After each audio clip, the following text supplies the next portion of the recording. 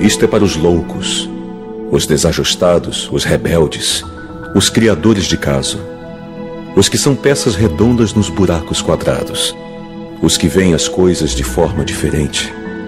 Eles não gostam de regras e eles não têm nenhum respeito pelo status quo.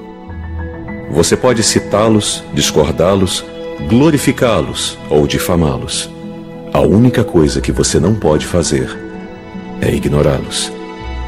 Porque eles mudam as coisas, eles inventam, eles imaginam, eles curam, eles exploram, eles criam, eles inspiram, eles empurram a raça humana para frente.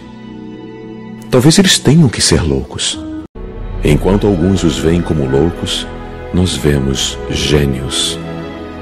Porque as pessoas que são loucas o suficiente para achar que podem mudar o mundo são as que de fato mudam.